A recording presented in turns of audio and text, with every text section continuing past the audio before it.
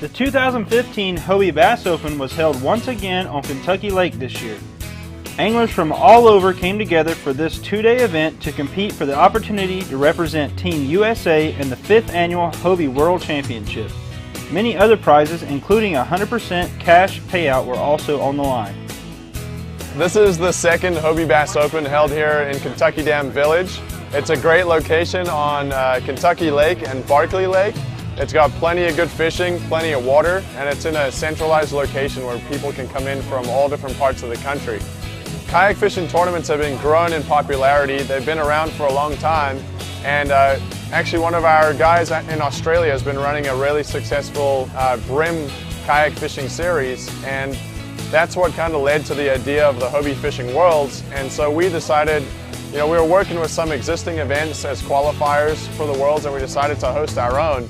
It's a Hobie Bass Open, but you don't have to be in a Hobie kayak to fish it. We'd love it if you are, but it's open to any manufacturer, any SUP or kayak is welcome. And we encourage people to come out and try for a chance to win that awesome trip. The festivities began on May 29th at Kentucky Dam Village with a captain's meeting and presentation of the official identifiers.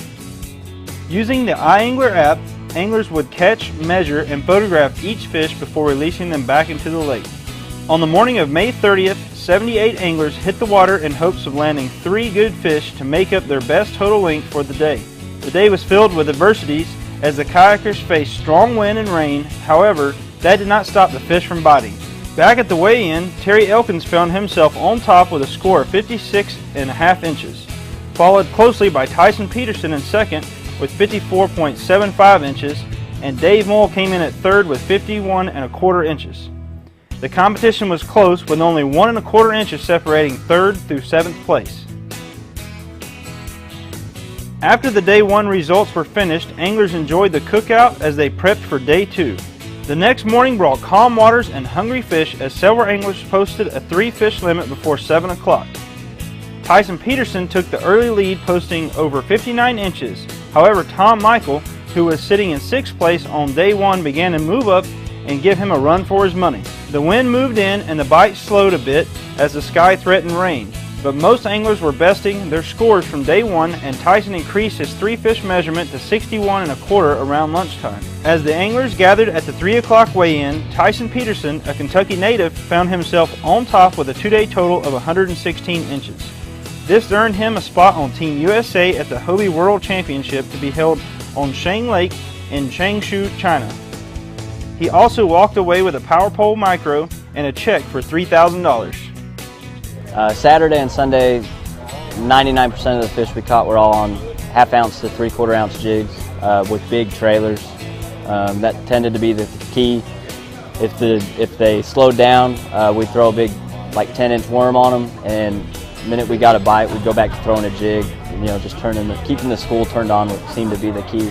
Returning Open champion Tom Michael from New Jersey found himself in 2nd place after a significant gain on day 1 score, finishing with a grand total of 109.75 inches. He also walked away with a Fugo waterproof speaker and found himself $2,000 richer. Trailing close behind with 109.25 inches, Jay Wallen, also from Kentucky, bested his day 1 score by 7.25 inches, giving him a total of 109.25 for both days. Jay earned a Lowrance fish finder and a check for $1,000. All the anglers got entered into the pot for the after-tournament raffle, consisting of great prizes from sponsors like Power Pole, Fugo, Lowrance, Bass & Magazine, Yak Attack, Daiwa, and Plano. To see the rest of the results from the Hobie Bass Open, go to ianglertournament.com and click View on the Hobie Bass Open under Recently Hosted. Then simply click on the leaderboard at the top of the page.